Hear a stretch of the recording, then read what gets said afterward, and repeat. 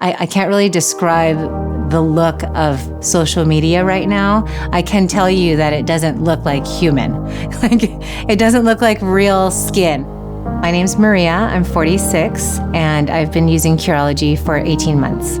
We live in a world that's really kind of digitized and unnatural, and I think the first people that notice a naturalness are your kids. The girls in their early teens are so influenced by social media. There is a lack of reality there that they need to see in their homes. In my photography business, I've always believed in, real beauty and letting my clients know that I don't alter how you look.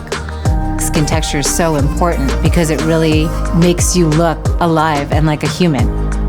Not only has Curology helped me with obvious hormonal acne, but it also has helped with my skin texture, and I noticed fading in my sunspots and really minimized fine lines.